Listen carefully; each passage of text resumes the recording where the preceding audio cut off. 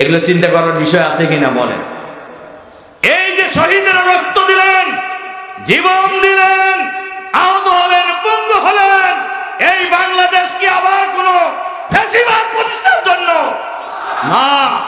বাংলাদেশ হবে আগামী দিনে চাঁদাবাজ মুক্ত বাংলাদেশ, সন্ত্রাস মুক্ত বাংলাদেশ।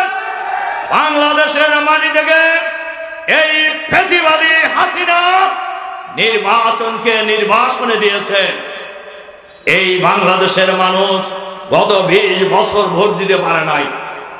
8 সালের যে নির্বাচন হয়েছিল, এই নির্বাচন হয়েছিল ফখরুদ্দিন মঈনুদ্দিন শেখ হাসিনা পার্শ্ববর্তী দেশের ত্রিপক্ষীয় সমঝোতার নির্বাচন। কোন সিটে পাস করবে এটা আগের থেকে ঠিক করা ছিল। আর 14 সালের নির্বাচন তো আপনারা জানেনই, 300-র মধ্যে 154 বিনা ভোটে, আর বাকি আসন ভোটাররা ভোট দিতে আপনাদের কাছে অতীতে কি জায়গা দখল কেউ করছে? কয় করছে। কারা করছে এটা কি আর বলা লাগে? যারা জামাতকে ব্যবহার করেছে, জামাতের এই নামটা, নিজেরা মন্দির ভেঙে জামাতকে দায়ী করে, করছে না? আমি তাদেরকে বলছি ভাই, দখলের কামটাও তারাই করছে আপনার জায়গা জন্য। ইসলামী রাষ্ট্র যদি হয়ে যায়, বাংলাদেশের 18 কোটি মানুষ নিরাপদ থাকবে ইনশাআল্লাহ। ইনশাআল্লাহ কোন দুর্নীতিবাদ এই সমাজে থাকবে না। আপনারা চান না সেটা ইসলামী রাষ্ট্র হোক? এটা আপনারা চান না? কারা কারা চান হাত তোলেন দেখি।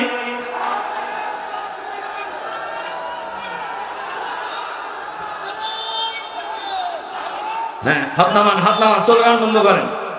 ইসলামী রাষ্ট্র হলে, কথাটা শুনে যান ভালো করে, ইসলামী রাষ্ট্র হলে খালি জামাতের লোকের লাভ না, সবার লাভ।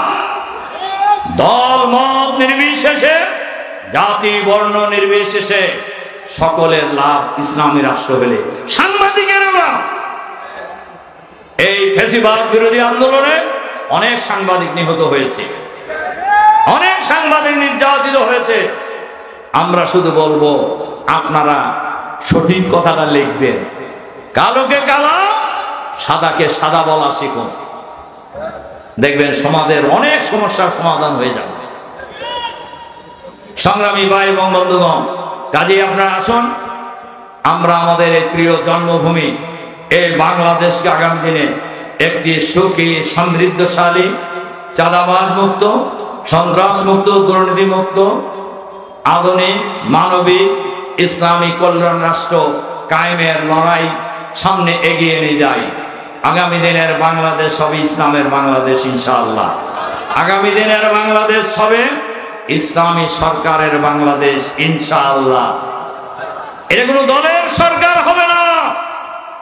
আমরা আগেও বলেছি, আমরা রাজা হতে চাই না, জনগণকে প্রজা বানাতে চাই না। এই দেশের মানুষ যদি জামাতকে রাষ্ট্র পরিচালনা,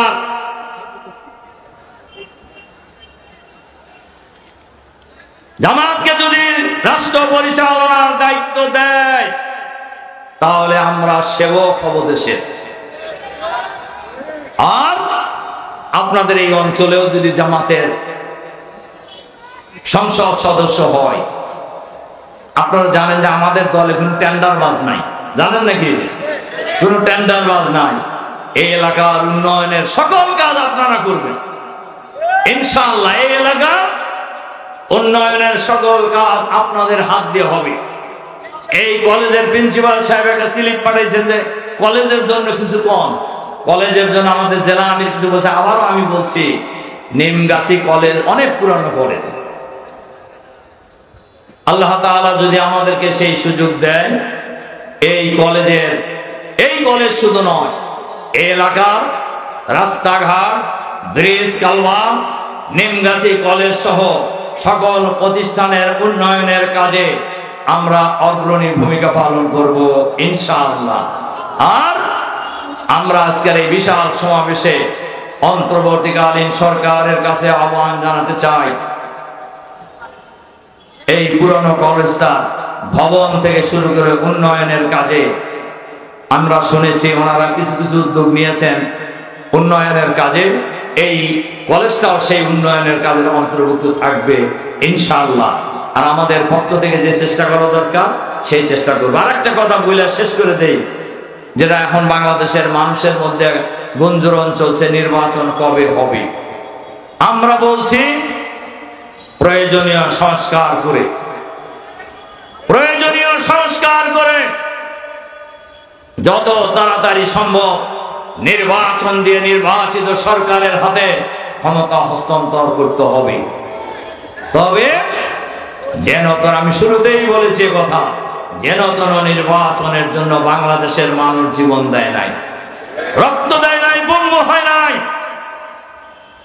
প্রায় ২৫০০ মানুষ, ২৭০০ মানুষ, কেউ চোখ হারিয়েছেন, কেউ পা হারিয়েছেন, কেউ হাত হারিয়েছেন, কেউ কান হারিয়েছেন, পঙ্গু হয়ে গেছেন চিরদিনের জন্য। এরা কি এজন্য জীবন দিয়েছে?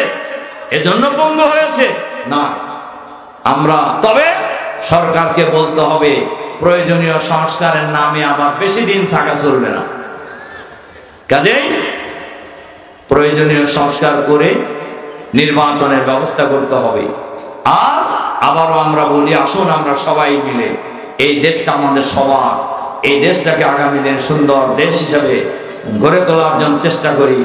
আর যাতে কোনো ফেসিবাদ এই বাংলাদেশে প্রতিষ্ঠিত হতে না পারে, এজন্য দল মত জাতি বর্ণ নির্বিশেষে আমরা ঐক্যবদ্ধভাবে এগিয়ে যাবো ইনশাআল্লাহ।